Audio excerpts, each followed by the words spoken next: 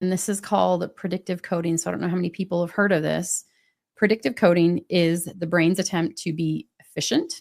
It doesn't wait to gather all the evidence before it decides what's happening. It predicts reality based on past experience. So it's essentially running a mental shortcut. And it's fascinating because like the reality that we experience isn't necessarily, it's not reality. It's what our brain predicts reality is going to be. There's like a split seconds, like, you know, I don't know, and how short it is, a really small amount of the experience that we have before, you know, like it's actually the brain predicting rather than what's actually happening, which I think is just absolutely wild.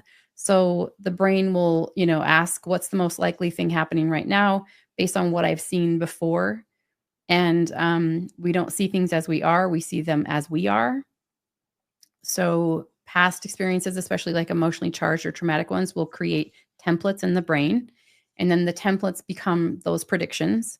And your brain will predict things about people. It's going to predict things about relationships, tone of voice, facial expressions, your emotions, and even, like I said, physical symptoms.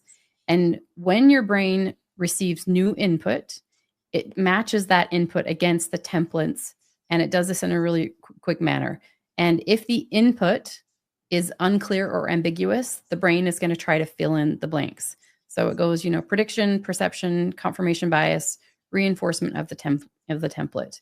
And it's super efficient and it helps us to move through life quickly, but it also means that you're often reacting to your past more than you are to your present, which is, I don't know, it's so interesting.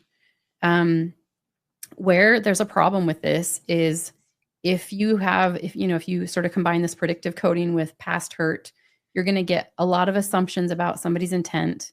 If your brain learned that people criticize, betray, or abandon you, you're going to expect that even from neutral or kind people. If your political or social experience taught you that those people are dangerous, your brain is going to look for signs to confirm that, and it's going to miss evidence to the contrary.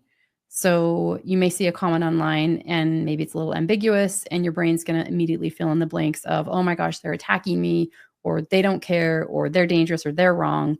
But maybe they were rushed, or, you know, maybe they had a hard time communicating something, and that's not really a threat at all.